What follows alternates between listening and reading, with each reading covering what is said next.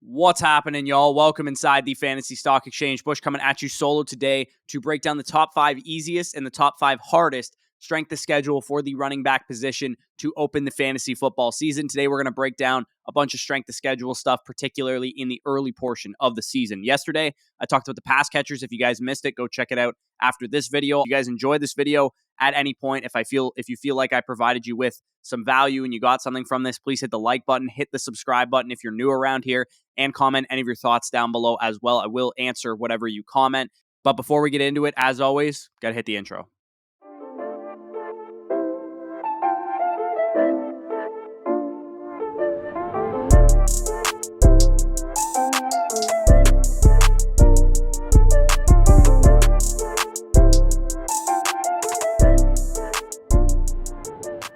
Okay, so if you missed yesterday's video, I'm just going to recap my rationale from yesterday's video real quick. The early season schedule is all that I'm focusing on in this video today. So these are only based on the first 6 games, and the reason that I didn't include, mid-season schedules and playoff schedules when we're drafting is for a couple of reasons. Number one, defenses are subject to change year over year. There's a lot of moving pieces, and usually it's not very sticky year over year which defense will be good for the entire season. But for the beginning of the season, usually that is a little bit more sticky. So with injuries and all that kind of stuff, it's all subject to change. So once we get into the season, I'll break down, playoff schedules and stuff like that. And number two, I trade like a degenerate, right? I'm selling high and buying low like I'm Jordan Belfort in 1989. So the reason I don't really care about playoff schedule or late season schedule when I'm drafting is because that I'm probably not going to have the same players on my team from my draft as I will towards the end of the season, because I'm always looking to buy and upgrade and, downgrade wherever I need to. So that's partially why I'm not going to talk about playoff schedule in this video.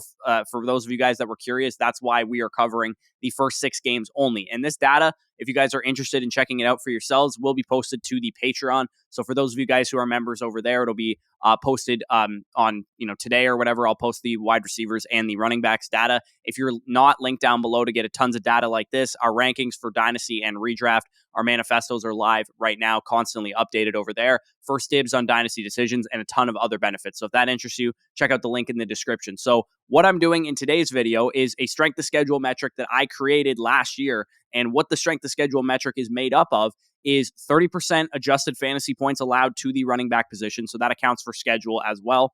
30% receiving fantasy points allowed. So PPR production allowed to the running back position, receptions, yards, receiving touchdowns. 20% run defense DVOA per Football Outsiders, and 20% run defense grade per PFF. So I got a collection of a bunch of different sources that measure how good a run defense can be, and I kind of combine them all together to make sure I got the most unbiased form of run defense grades that we can get. So this is how the team stacked up last year, and again, it won't be a one-to-one carryover, but it should give us a decent idea of which run defenses we want to be scared of earlier in the season and which we don't. And the usual culprits are at the top, right? The New Orleans Saints, Washington Commanders, Tampa Bay Buccaneers, Baltimore Ravens, Los Angeles Rams, Indianapolis Colts. These are the type of defenses that we don't want to fuck with. If we're have a fantasy running back, we do not want to be playing against these type of defenses, and vice versa. The Detroit Lions, Texans, Jaguars, Falcons. We know these run defenses aren't very good. So without further ado, these are the running backs that will be affected by their early schedule. The top 5 easiest running backs from 5 to 1 is how I'm going to do this first. And the overall strength of schedule score is going to be based on my own kind of opinion. I'm going to break these down based on what I think of the running backs' strength of schedule based on the skill set of the running back. And you'll know what I mean once I actually start talking about these guys. So number 5 is the Green Bay Packers. Aaron Jones and A.J. Dillon have the 5th easiest schedule of all the running backs in the NFL. In terms of overall score, the Packers were actually the best. They had the highest overall score because they have some big-time cupcakes like the Jets and the Giants. But those run defense units should be slightly improved this year. So they land at number 5 on this list. I'm not huge on the Packers running backs at their current price right now because I think Aaron Jones is being priced up a little bit too much because of Devontae Adams' departure. And A.J. Dillon is being priced up a little bit too much because of his standalone role and then the obvious caveat if Aaron Jones ever were to miss time. But to me, he's a little bit more of like an expensive Kareem Hunt. So I'm not really in on either of these running backs at their current price right now, but overall, a definitely favorable schedule. None of these matchups really scare you, except for maybe like the Buccaneers, maybe the Patriots, maybe the Bears. But for the most part, all these matchups should be very, very favorable for both Aaron Jones and A.J. Dillon. So there's a good chance that these dudes get out to a hot start, particularly with Aaron Rodgers and the wide receivers trying to work out chemistry early in the season. They may just lean on these running backs. So number 4 on this list is the Los Angeles Chargers. Of course, this is Austin Eckler and Isaiah Spiller. This schedule is absolutely golden for Austin Eckler specifically. The first 4 games, you get 4 defenses that are exploitable both on the ground and through the air at the running back position. Not to mention, these should all be games where the Chargers are expected to score a lot of points. And I talked about this in the pass catchers video yesterday, that I think the Chargers could be the best offense in the league in the month of September, because they play the Raiders and the Chiefs the first 2 games. High scoring offenses, probably going to be high over-under type of games per Vegas. And then they play the Jacksonville Jaguars and Houston Texans the next 2 games after that, who are absolutely terrible teams. So the Chargers could get off to a huge start. Austin Eckler could have 6-7 touchdowns after the first 4 games of the season or so. So a lot of receptions, a lot of scoring opportunity coming for Austin Eckler early in the season. Number 3 is the Cleveland Browns. Nick Chubb, Kareem Hunt. The Panthers matchup that they have in week 1 will probably be tough, especially on Nick Chubb, because they're very good in between the tackles against running backs. But there is definitely some cupcakes on this schedule. And more importantly, some games that the Browns will actually be able to win, which in my opinion is the biggest problem with the Browns situation right now. And it's the reason I'm out on Nick Chubb, is because I don't trust Jacoby Brissett to be the quarterback for the first couple games, however long Deshaun Watson is suspended for. But they do have winnable games against the Panthers, against the Jets, against the Steelers, and against the Falcons in the first 4 weeks of the season. So they can definitely rely on the run, try and win the game with Nick Chubb and Kareem Hunt. So overall, I think the Browns have a really favorable schedule to start the season. We can move on to number 2, which is the New Orleans Saints and Alvin Kamara most notably. Aside from the Panthers, again, this is a very exploitable schedule for Kamara. Assuming he's not suspended, which I don't think he will be because his trial is not until October, the only way he could get suspended at this point is if a video of the assault actually came out. The Buccaneers had previously been a really tough run defense, and they still are a tough run defense, but they were actually the second worst team in the NFL last year at allowing fantasy points through the receiving game to the running back position. And we know that Alvin Kamara is one of the best in the NFL, if not the best in the NFL, as a receiving back. So the Falcons, the Buccaneers, Vikings, Seahawks, Bengals, all of these teams are susceptible to receiving backs. The Bengals, Bucks, and Seahawks all ranked top 5 in the NFL last year in receiving fantasy points allowed to the running back position. And then the Vikings and the Falcons were also top 10 in the NFL. So a lot of very exploitable receiving matchups for Alvin Kamara. So that's kind of where this comes in with me providing context of the type of running back we're talking about. If we got a running back that's very good in the receiving game and a bunch of defenses that stink in the receiving game, then I'm going to be exploiting those matchups for sure. And number 1 on this list, speaking of running backs that are very good in the receiving game, is DeAndre Swift for the Detroit Lions. The Lions last year were victim to a brutal opening schedule. It was one of the reasons some people were out on DeAndre Swift, but this year it looks a lot more favorable. In addition to a lot of these teams being soft against the run, except for Washington, as you guys can see there, these were their ranks in receiving fantasy points allowed last year.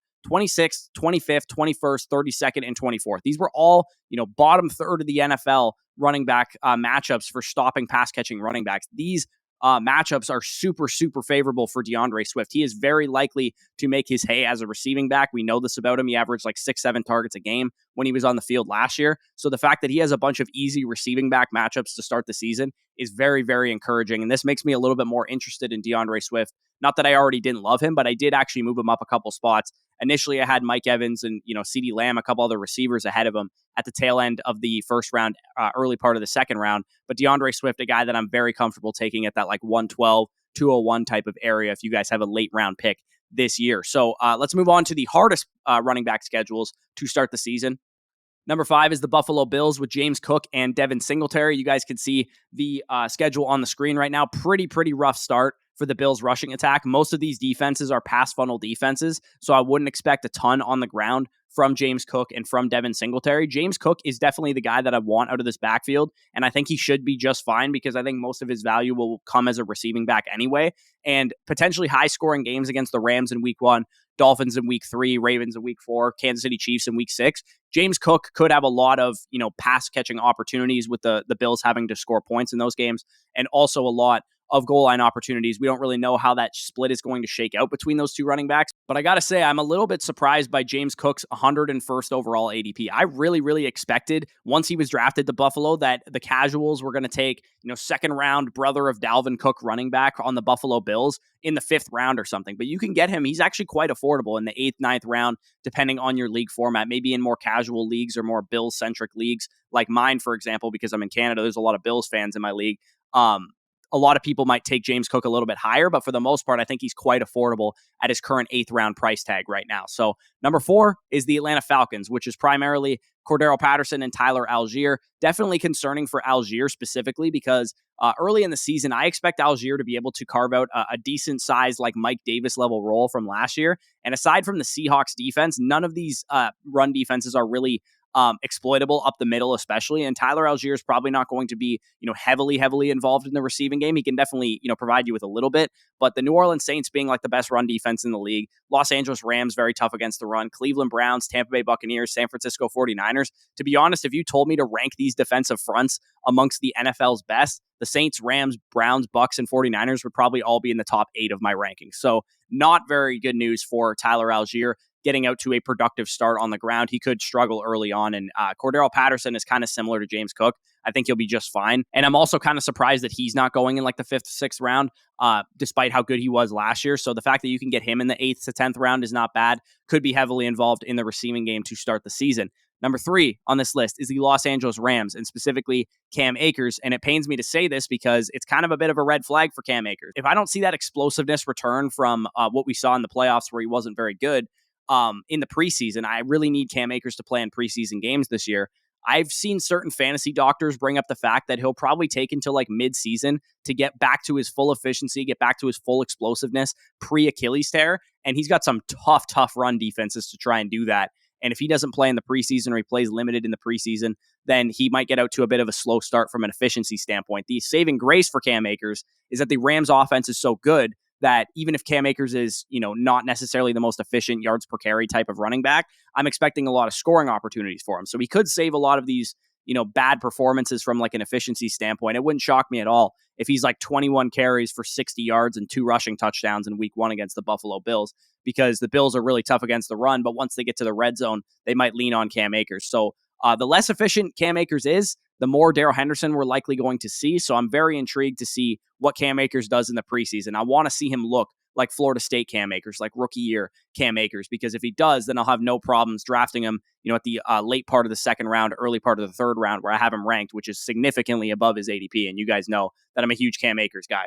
So the number 2 toughest schedule on this list is the Carolina Panthers, specifically with the 102, 101 in some cases, Christian McCaffrey. Christian McCaffrey is going to do Christian McCaffrey things for the most part, as long as he's healthy. But on the ground, I doubt he'll be very efficient to start off the season. Like I said, the Saints, the Browns, the 49ers, the Rams, some of the best run defenses, some of the best defensive fronts in the league. So hopefully, I hope that they give the dirty carries away to Chuba Hubbard or somebody, and they let Christian McCaffrey cook in the passing game early on in the season, because number 1, that'll prevent him from getting injured. It's less likely that he's going to suffer an injury on a receiving play as it is on a rushing play. And number 2, he's just going to score more fantasy points as a receiver than he will as a runner. So as you'll recall from yesterday's videos, these defenses are also tough against the pass. The Panthers had the worst schedule against pass defenses as well. So hopefully they abuse Christian McCaffrey in the receiving game and don't try and rely on DJ Moore and all these other guys with a new quarterback in the fold. So Christian McCaffrey should be the least affected guy of this Panthers offense by a tough opening schedule, but still something to monitor